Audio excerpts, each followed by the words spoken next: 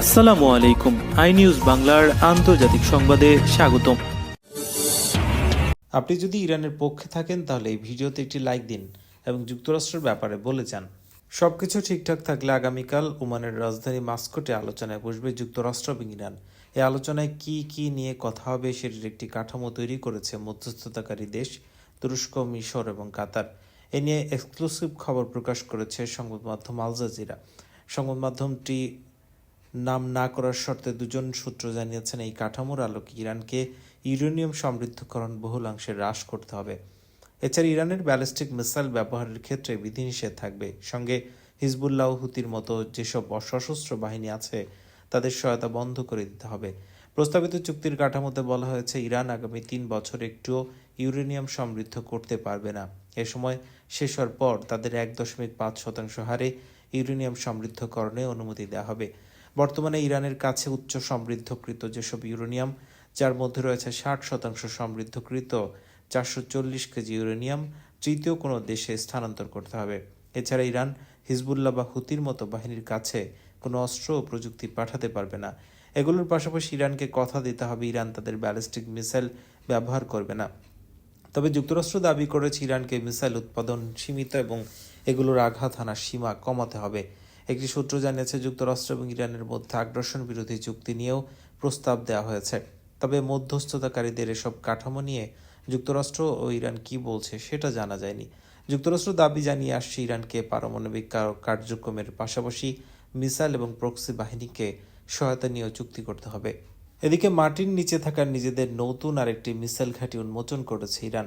যুক্তরাষ্ট্রের সঙ্গে চলমান উত্তেজনার মধ্যে দেশটির চৌকস ইসলামী বিপ্লবী গার্ড গত বুধবার এই ঘাঁটির তথ্য সামনে আনে। ইরানের সশস্ত্র বাহিনীর প্রধান আব্দুল রহমান মৌসাভি এবং বিপ্লবী গার্ডের অ্যারোস্পেস বিভাগের প্রধান সায়েদ সাজেদ মৌসাভি এই ঘাঁটিতে যান। তখন এটি উন্মোচন করা হয়। সামরিক বাহিনীর উচ্চপদস্থ এই দুই কর্মকর্তা বিপ্লবী গার্ডের মিসাইল সক্ষমতা এবং প্রস্তুতি বিষয়ে খোঁজ খবর নেন। তাদের পাশাপাশি অন্যান্য কমান্ডারদেরও এ ব্যাপারে অবহিত করা হয়। সশস্ত্র বাহিনীর প্রধান বলেন, শত্রুদের যে কোনো কিছুর জন্য আমরা প্রস্তুত। গত বছরের জুনে ইসরায়েলের সঙ্গে 12 দিনের যুদ্ধ শেষে আমরা আমাদের রণকৌশল পরিবর্তন করেছি। আমরা এখন প্রতিরক্ষামূলক থেকে আক্রমণাত্মক অবস্থান নিয়েছে, যার ভিত্তিতে দ্রুত সময় এবং বৃহৎ পরিসরে অভিযান পরিচালনার পদ্ধতি অনুসরণ করছি। একই সঙ্গে অসম যুদ্ধ এবং প্রতিপক্ষের সামরিক কৌশলকে চূর্ণ করার কৌশল অবলম্বন করছি আমরা। যুক্তরাষ্ট্র গত কয়েকদিন ধরে ইরানের আশপাশে যুদ্ধজাহাজ সহ ব্যাপক সেনার উপস্থিতি ঘটিয়েছে। এরই মধ্যে দুই দেশ আলোচনার সিদ্ধান্ত নিয়েছে। শঙ্কা করা হচ্ছে, যদি আলোচনায় কোনো সমাধান না আসে তাহলে ইরানে হামলা চালাতে পারে মার্কিন বাহিনী। তবে ইরানের সুপ্রিম লিডার আয়াতুল্লাহ আল খামেনি বলছেন, এবার যদি যুক্তরাষ্ট্র হামলা চালায় তাহলে এটির প্রভাবে আঞ্চলিক যুদ্ধ শুরু হবে। এদিকে ইরানের সুপ্রিম লিডার আয়াতুল্লাহ আল খামেনির অত্যন্ত চিন্তিত হওয়া উচিত বলে মন্তব্য করেছেন যুক্তরাষ্ট্রের প্রেসিডেন্ট।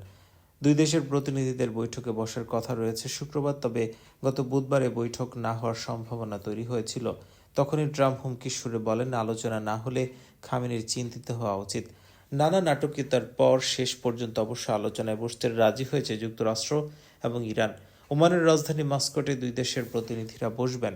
ইরানের পররাষ্ট্রমন্ত্রী আব্বাস আরাকচি কালে তথ্য নিশ্চিত করেছেন। তিনি বলছেন, শুক্রবার মাস্কাটের স্থানীয় সময় সকাল 10টায় বৈঠকটি অনুষ্ঠিত হবে। বৈঠক নিয়ে যখন শঙ্কা তৈরি হয় তখন সংবাদ মাধ্যম এনবিসির এক সাংবাদিক সাক্ষাৎকারে ট্রাম্পকে এ ব্যাপারে প্রশ্ন করেন। জবাবে ট্রাম্প বলেন, আমি বলবো তারা খুবই চিন্তিত হওয়া উচিত। হ্যাঁ, তার চিন্তিত হওয়া উচিত, তবে আপনি জানেন তারা আমাদের সঙ্গে আলোচনা করছে। এদিকে যুক্তরাষ্ট্র আলোচনায় ইরানের পারমাণবিক কার্যক্রমের পাশাপাশি ব্যালিস্টিক মিসাইল ও প্রক্সি বাহিনীকে সহায়তা নিয়ে কথা বলতে চায়। তবে ইরান জানিয়েছে, তারা পারমাণবিক কার্যক্রমের বাইরে আর কোনো কিছু নিয়ে আলোচনা করবে না। তাদের দৃঢ় অবস্থানের কারণেই যুক্তরাষ্ট্র আলোচনা থেকে সরে যেতে চেয়েছিল। একটি সূত্র জানায়, ইরানকে বলা হয় যুক্তরাষ্ট্রের শর্তে আলোচনা করতে হবে, নয়তো কোনো আলোচনাই করবেন না। তখন ইরান জানায়, এমনটি হলে তারা আলোচনায় অংশ নেবে না।